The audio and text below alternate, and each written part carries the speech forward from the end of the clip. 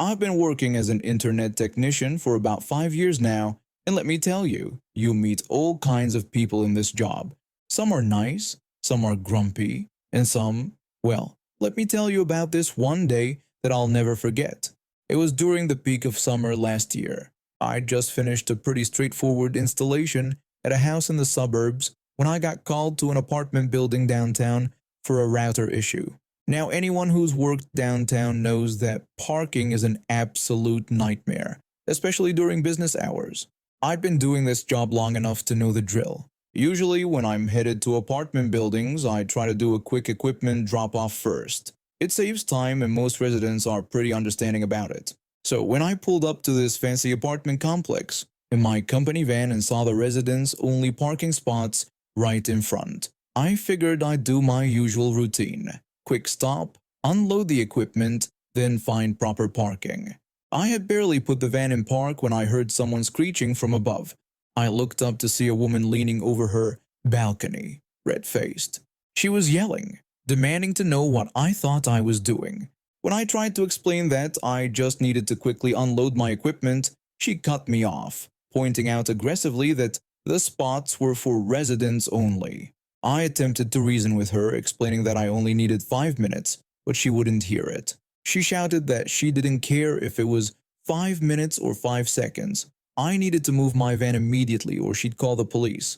I tried one last time to explain that I was there to fix someone's internet, but she just got more aggressive, asking if she had stuttered and threatening again to get her phone. At this point, I had two choices. I could either stand my ground and risk having to deal with unnecessary drama, or I could just find another spot. I chose the latter. It wasn't worth the hassle, so I drove around for about 15 minutes before finding a spot about 4 blocks away. I gathered my basic tools, locked up the van, and made the long walk back to the building. When I got to the apartment number I was supposed to service, I knocked on the door, and wouldn't you know it, the same woman who had just finished screaming at me opened the door. Her eyes went wide, and her mouth dropped open slightly, but I decided to play it completely straight. I introduced myself as being from the internet service provider, asking about the router issues she'd reported. She just stood there for a moment, opening and closing her mouth like a fish out of water, before quietly inviting me in. I walked in and started setting up my diagnostic equipment. The whole time she was hovering nearby, clearly uncomfortable. I could tell she was hoping I wouldn't bring up what had just happened outside. After running some initial tests, I turned to her with my most professional smile and explained that I needed some equipment from my van, warning her that it might take a while since I had to park so far away. She quickly offered that I could park in the residence spot right outside, saying it would be fine. I politely declined, stating that those spots were for residents only and I wouldn't want to risk getting in trouble. She insisted again, emphasizing that, as a resident, she was giving me permission. I maintained my position, telling her I appreciated the offer but wouldn't want anyone calling the police on me. The way her face flushed when I said that, it took everything in me not to smile. I left and took my sweet time walking to and from the van. When I got back, I worked for a bit, then announced I needed something else from the van. Again, she tried to convince me to park closer, but I politely refused, stating I was almost done anyway and just needed to make one more trip to get my network tester. What should have been a 45-minute job ended up taking almost 3 hours. Every time I needed something from the van, I made the long walk, taking my time enjoying the beautiful summer day. She didn't say a word about the parking situation again, just stood there getting more and more frustrated as the minutes ticked by. When I finally finished, I handed her the service completion form to sign. I cheerfully told her everything was working perfectly now, apologizing that it took so long and commenting that if only there had been parking closer by. I wished her a wonderful day as I left. The look on her face as I walked out, somewhere between embarrassment and anger, was better than any tip I could have received. I, 21 male, have always had issues with my older brother, 22 male.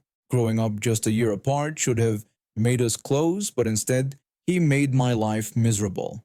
He beat me up regularly, take my things without asking, and our parents always seemed to take his side.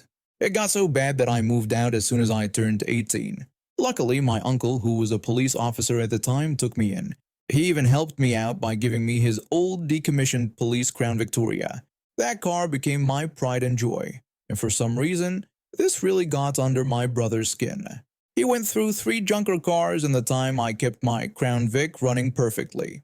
After he crashed his 3rd car, he came asking to borrow mine. He tried to guilt-trip me by saying he needed it for work and had the nerve to call me entitled. I refused, telling him to take the bus since I knew how badly he drove. He didn't like that answer and went crying to our parents. They called me immediately, with my mom insisting I should let him borrow the car because he supposedly needed it more than me. I stood my ground and told her I needed it for work too and wasn't going to risk my only transportation. A few days later, I finished my shift and found my car missing from the parking lot. I called my brother, but he didn't answer. When I called my parents, they tried covering for him. I demanded to know if they knew where my car was and if he'd taken it. They claimed they didn't know anything about it. When I threatened to call the police, my mom quickly changed her tune and admitted he'd borrowed it because he really needed it. He showed up 20 minutes later with my car, smugly showing me a set of Universal Crown Vic keys he'd bought online. I was furious and warned him that if he ever stole my car again, I'd have him arrested. He just shrugged it off and had the audacity to ask for a ride home.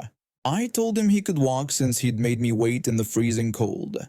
My uncle even installed a tracking device in the car just in case. But during our family Christmas party, while the roads were covered in ice, I looked out the window and my car was gone again. I checked the tracker app and called him immediately. When I asked where my car was, he told me to screw off and said he was just picking up a friend and would be back soon. I asked if he'd been drinking, but he just hung up on me. 20 minutes later, he called back panicking. He'd driven my car into a ditch. When we got there, the police were already on scene. My parents tried to cover for him again, with my mom claiming that I had been driving and they were just there to help. I immediately spoke up and told the truth about him stealing my car. Turns out his license was suspended from his last accident, and he'd been drinking. They arrested him right there while my mom cried and begged. The officer warned my parents they could be arrested too for lying to police. My uncle had arranged with his old police buddies to scare my brother straight. They roughed him up a bit in jail, talking about prison life until he literally wet himself. They never filed a DUI charge, just a suspended license fine. My brother finally learned his lesson, paid to fix my car, and gave me back those universal keys he'd bought. My parents still pretend like none of this ever happened, but at least my brother never touched my car again, though I'm still planning to get the locks changed just in case. My family moved to this neighborhood years ago to escape the hustle of city life. We've always been the type to keep to ourselves, which worked perfectly since our neighborhood was split between social butterflies and private folks like us. We'd exchange occasional hellos with neighbors throughout the year, and that was enough for everyone, until Karen next door suddenly snapped. Karen had been our neighbor since before we moved in, and everything was peaceful until one night when my brother's friends accidentally parked a bit too close to her mailbox. We think that's what triggered her transformation from a normal neighbor into, well, Karen. From that day forward, she became a constant source of headaches. Her favorite hobby? Calling the police on us for blocking her mailbox. On Sundays of all days. The cars weren't even close to her mailbox, and seriously, who gets mail on Sundays? Every time the police showed up, they'd tell her to stop wasting their time and handle things like a normal neighbor. They even warned her that they'd start ticketing her for false calls. So what did she do? She started parking her freeloading son's car in that spot just to spite us. One summer day, my brother, my best friend, and I were playing catch with a baseball in front of our houses. We were being careful to stay away from the houses and Karen's car. My friend threw the ball a bit short, and it rolled toward Karen's car, gently tapping her back driver's side tire. Nothing dramatic, just a light tap on the rubber. To be safe, we decided to take our game to the park. When we returned an hour later, Karen was standing in front of her house, looking around like she was searching for something. She spotted us and immediately started screaming that we were in big trouble. When my brother asked what she meant, she got even more agitated, insisting that we knew exactly what we'd done. I played dumb and asked what she was talking about, which only made her more frustrated. She accused us of damaging her car with our baseball, claiming she had video evidence. When I mentioned the ball that had merely rolled into her tire, she vehemently denied that was what she meant. She then led us to her car and pointed at a dent on the passenger side, completely opposite from where the ball had tapped her tire. I told her we hadn't caused that damage. She insisted she had video proof and threatened to show it to the police. When I asked to see this supposed video, she refused, claiming we would delete it from her phone. My brother sent our friend inside to get our mom, while Karen kept gloating about how we'd have to pay a huge fine. Mom came charging out like a tornado and demanded to know what Karen wanted now. Karen repeated her accusation about having video evidence of us damaging her car and demanded payment. After we explained everything, my mom even offered to watch the video with her hands behind her back while Karen held the phone. But Karen refused, instead demanding immediate payment and threatening to call the police. That's when my mom started laughing. Not a happy laugh, but the kind that makes everyone uncomfortable. Then she unleashed on Karen, calling her out for not having any video and trying to blackmail us. Karen took offense at being called a witch and started criticizing my mom's parenting, calling us delinquents.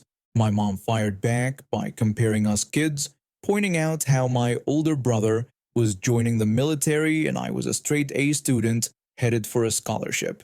Then she dropped the bomb about Karen's son being jobless, freeloading, and abusing his wife. Karen was visibly shocked that anyone knew about her son's behavior, and my mom made it clear that the whole neighborhood was aware of the situation. When my mom threatened to file a harassment claim, Karen tried to call her bluff. My mom doubled down on her threat, and Karen ran back into her house. True to her word, my mom called the police and we all gave our statements. We could hear Karen screaming at the officer when they went to her house demanding to see the video. After a minute of her yelling, the officer simply wrote her a ticket. A week later, we found out the police had started an investigation into her son's domestic violence situation based on what my mom had revealed. Karen and her son both moved out within a month, and the neighborhood has been peaceful ever since. My partner and I were living our quiet life in Massachusetts when everything went sideways after my father-in-law passed away 6 months ago. We weren't close to him, but he was a decent man who lived alone in his house in Inverness, Florida. The real drama started when my brother-in-law suddenly packed up his entire family and moved across the country into our father-in-law's house. We didn't even know about this until weeks after the fact. One random Tuesday morning, my partner got a call from the brother-in-law. He demanded that my partner sign some papers for our father's estate, saying he'd email them over right away. When my partner asked what papers he was talking about, mentioning we hadn't heard anything about the estate, the brother-in-law brushed it off and said it was just a quit-claim deed that needed to be signed that day. My partner, confused, asked for clarification about the deed. The brother-in-law impatiently explained it was for our father's house, adding that he was already living there and we just needed to sign. When my partner tried to understand what was going on and asked what our father had left behind, the brother-in-law pulled rank, reminding us he was the brother-in-law and we should just do what he said. The call ended with my brother-in-law hanging up. My partner and I were completely confused. We hadn't received any information about the will, the estate, or anything else. Just this demanding call about signing away rights to a house we didn't even know was part of the inheritance.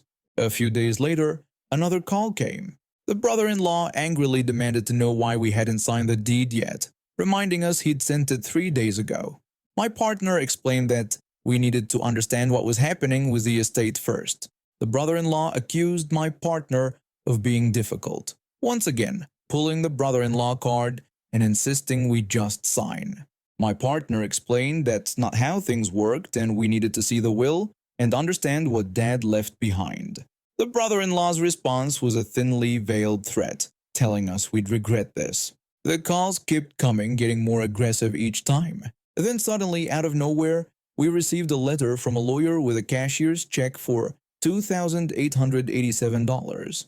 Just like that, we were supposed to accept this amount and sign away our rights without knowing anything about the estate's total value or what was in the will.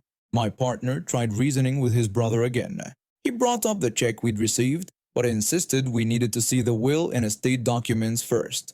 The brother-in-law dismissively told us that was our share and we could take it or leave it. When my partner asked how he'd calculated this amount and inquired about the house and other assets, the brother-in-law became defensive, saying he didn't have to explain anything to us and threatening to make things difficult if we didn't sign the papers. My partner pointed out that he was already making things difficult by not being transparent. That's when the brother-in-law lost his patience, dropping his act of being nice and giving us an ultimatum to sign the papers by Friday or else.